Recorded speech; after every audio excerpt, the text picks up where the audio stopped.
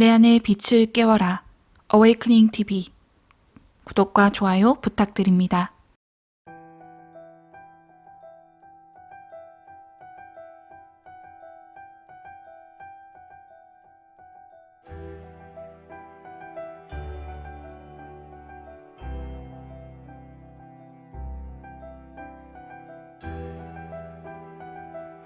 안녕하세요. 반갑습니다.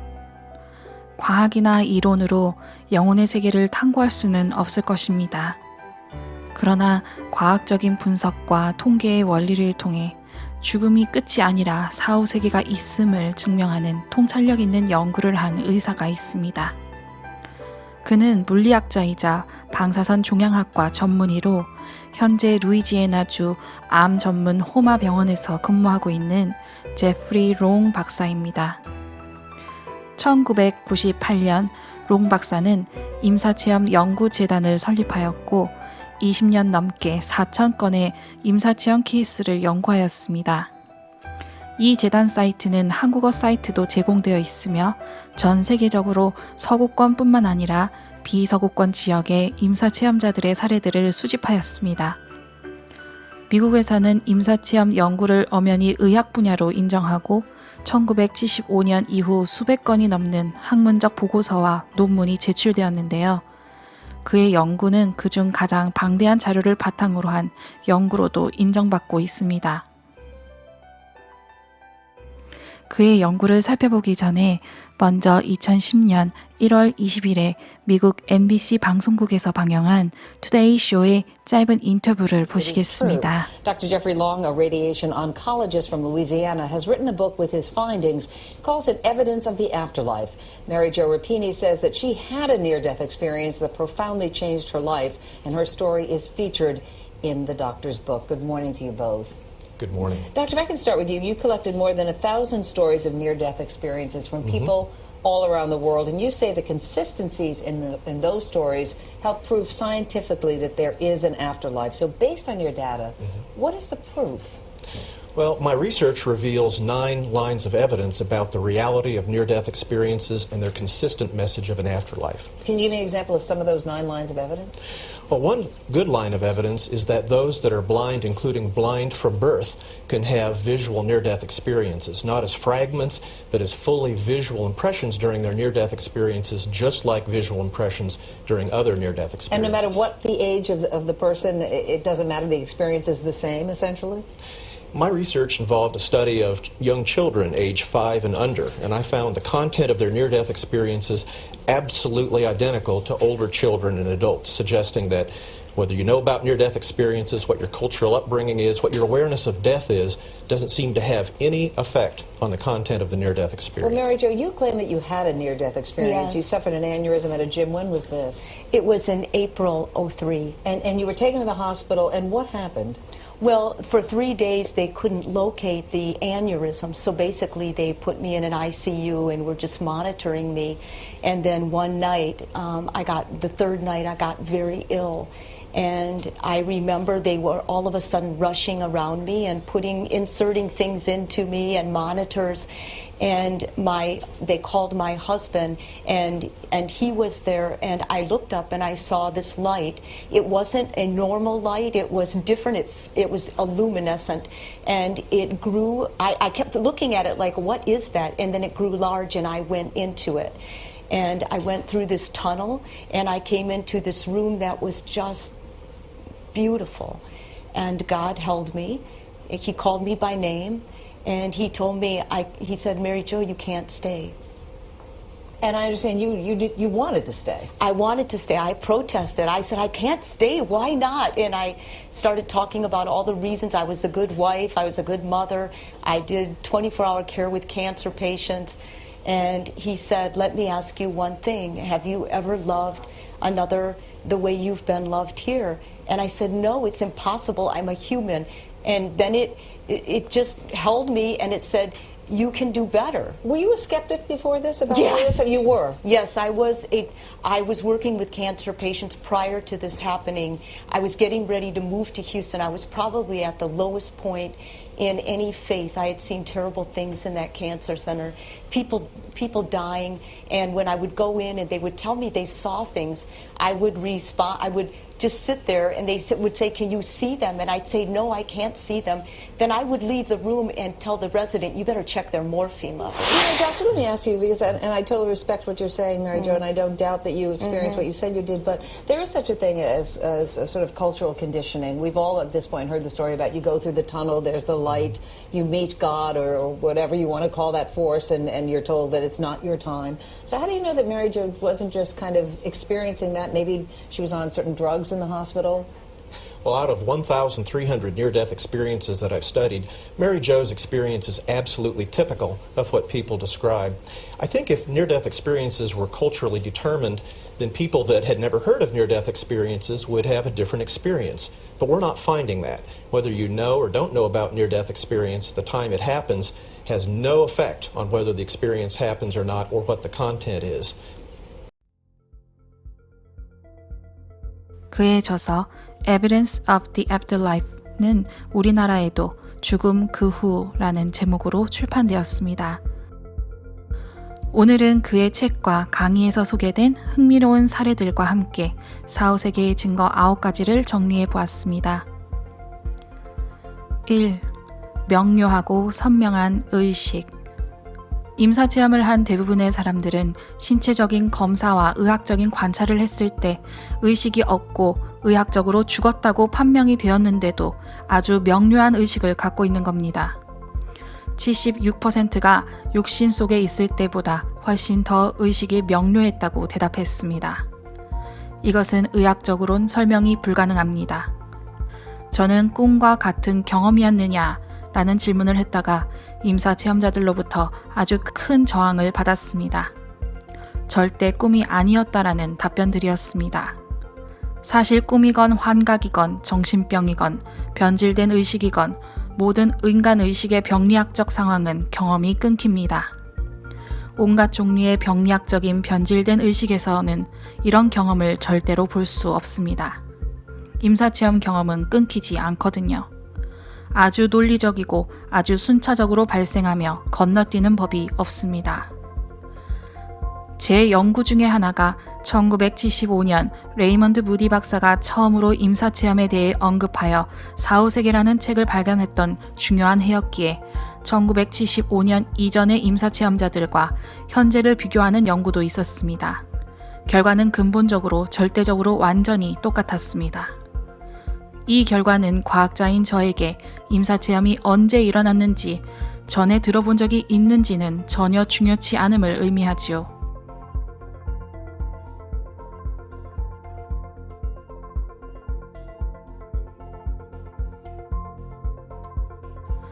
(2) 현실적인 유체이탈 경험. 유체이탈은 임사체험의 가장 흔한 요소 중에 하나입니다. 체험자들의 75.4%가 유체이탈을 경험했다고 했습니다. 임사체험자들이 후에 육신으로 돌아와 보고 들은 것들을 확인하여 그것을 정확한 사실이라는 것을 증명하였습니다. 다수의 임사체험이 지닌 놀라운 점은 임사체험 중에는 그들이 있는 곳에서 어떤 사물이 멀리 있다 해도 볼 수 있다는 점입니다. 이것을 360도 비전이라고 부릅니다. 보통 삶을 살아가는 우리들은 두개골 속 눈구멍에 눈이 들어가 있기 때문에 파이 모양의 시각을 가지고 있어 지역적으로만 볼 수 있습니다. 결국 임사체험이 뇌와 감각 기능으로 인해 오는 현상이라는 것이 아니라는 것을 증명하고 있는 것입니다. 저는 287명의 유체이탈 경험을 조사하여 97.6%의 임사체험자들이 유체이탈 후 관찰한 세부 사항들이 정확히 사실이었다는 것을 확인했습니다. 뇌로 산소 공급이 중단된 의학적인 죽음의 상태에서 경험하는 이러한 놀라운 의식 상태는 현대 의학에 대해 설명이 불가능합니다. 제가 접해본 임사체험 사례 중 가장 인상적이었던 사례는 의식이 아예 몸과는 전혀 관련이 없는 먼 곳으로 갔었습니다. 심장이 멈춘 채 의식이 유체이탈을 해 몸이 있던 수술실을 빠져나와 수유실로 간 사례. 수술실에서 간이 식당으로 가서 가족들이 하는 이야기를 듣고 이를 의료진에게 말해주는 사례도 있었습니다. 3. 고양된 감각들. 대부분의 임사체험자들은 고양된 감각들을 설명했습니다. 이러한 감각들이 정상인들 뿐만 아니라 선천적 시각 장애인들에게도 나타난다는 것입니다. 저의 연구에 따르면 태어날 때부터 아무것도 본 적이 없는 선천적 시각 장애인들 역시 임사체험 시 처음으로 사물을 보게 되는 놀라운 경험들을 한 것으로 조사했습니다. 이것은 의학적으로 설명할 수가 없습니다.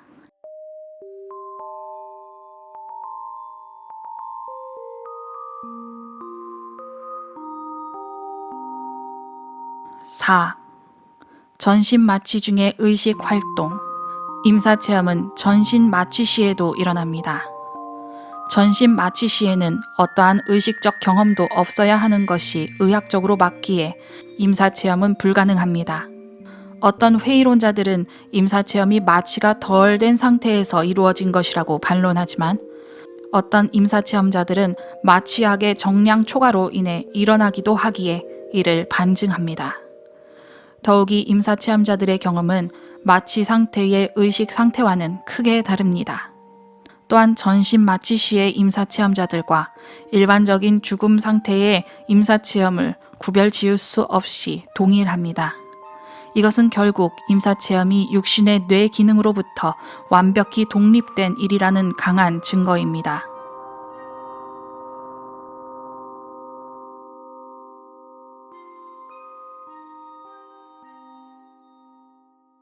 (5) 완벽한 삶의 회고.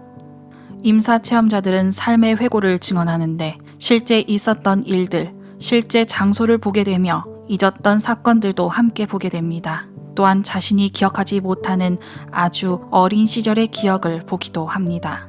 또는 아주 오랜 시간이 지나서 기억하지 못하는 순간들도 모두 기억해 냅니다. 4%의 임사체험자들은 미래의 삶을 보았다고도 설명하였습니다. 뇌에 산소가 공급되지 않는 죽음의 순간에 이러한 완벽한 뇌의 활동은 불가능합니다. 이러한 임사체험의 경험이 현실로 느껴졌는지에 대한 설문에 1122명 중 1071명인 95.5%가 임사체험은 명확한 현실이었다고 답했습니다.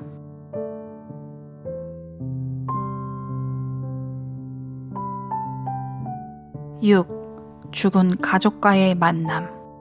임사체험을 하는 동안 만나는 사람들은 모두 죽은 이들이며 대부분 체험자들의 가족관계인 사람들이었습니다.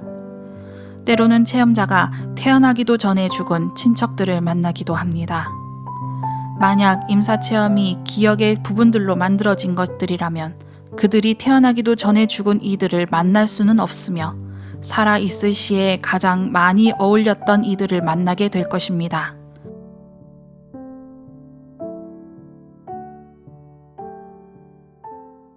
(7) 어린 아이들의 경험. 회의론자들은 오프라 효과가 임사체험을 만들어냈다고 주장합니다. 즉, 임사체험 내용을 많이 듣고 그것을 흉내낸다는 것이지요. 그러나 그런 임사체험을 모르는 어린 아이들도 임사체험을 하고 있습니다. 임사체험을 경험한 어린이들은 죽음, 종교, 임사체험에 대한 개념을 갖기에는 아주 어린 나이였습니다. 그리고 저는 5세 미만과 6세 이후 그룹의 임사체험을 비교해 본 결과 어떠한 다른 점도 발견하지 못했습니다.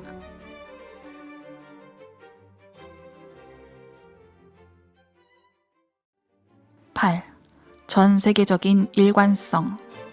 체험자가 어느 나라 사람이든 증언은 늘 일관적입니다.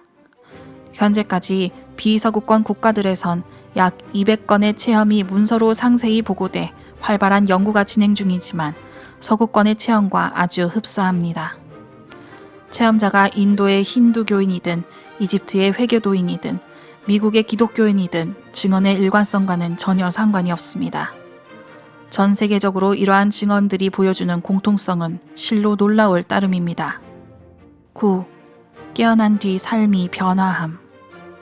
임사체험 후 체험자들의 삶이 크게 변한다는 것을 쉽게 발견할 수 있습니다.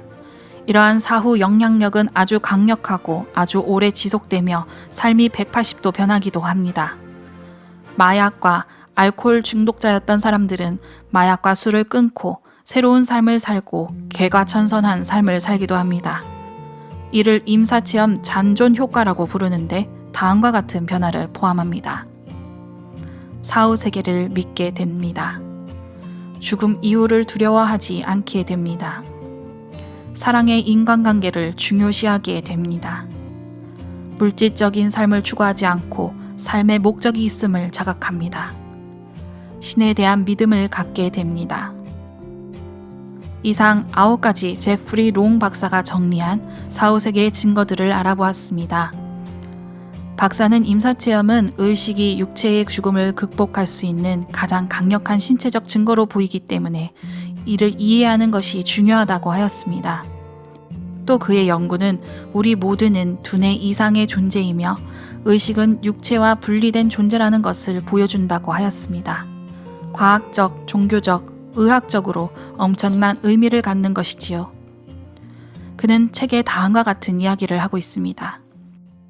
과학적 환원주의로 인해 인간의 신비는 믿을 수 없을 정도로 손상되었다고 나는 확신한다. 과학적 환원주의란 궁극적으로는 정신세계의 모든 것을 뉴런 활동만으로 설명될 수 있다고 주장하는 물질주의를 가치로 한다. 그러나 그런 믿음은 오히려 미신으로 분류되어야 한다. 우리는 물질세계에 존재하는 몸과 뇌를 가진 물질적 존재인 동시에 영적 세계에 존재하는 영혼을 지닌 영적 존재라는 것을 알아야 한다. 최근에 롱 박사는 또 다른 임사체험 연구에 대한 책을 내놓았습니다. 제목은 God and the Afterlife 라는 책으로 박사는 420여 명의 임사체험자들이 설명한 신에 대해 설명하였습니다. 이 주제는 아주 민감한 주제이지만 롱 박사는 이 문제야말로 가장 중요한 포인트이기에 정리하기 위해 노력했다고 전하였습니다. 그들이 체험한 신에 대한 설명은 아주 일관된 표현을 하고 있으며 기존 종교나 문화의 믿음 또는 어떠한 언어적 표현으로도 설명하기 힘든 경험들이었다고 하였습니다. 지상의 삶에서 느낄 수 없는 엄청난 평화, 사랑, 연민, 기쁨으로 표현을 했는데 경험자들이 가장 많이 쓴 말은 평화와 사랑이었습니다. 그것은 아주 심오한 경험이었다고 전하고 있습니다. 이 책은 후에 또 다른 영상으로 소개해 드리도록 하겠습니다. 20년 동안 임사체험을 연구한 그가 감동받은 체험자의 이야기를 소개로 마치겠습니다. 그녀는 신과 마주하여 왜 저입니까? 왜 제가 이런 아름다운 곳에 와 있는 거죠? 라고 물었다. 그러자 신은 모든 사람들에게 신의 사랑은 동일하게 내린다. 이것이 네가 살아가기 위해 알아야 할 아주 단순한 진실이다. 라고 대답했다.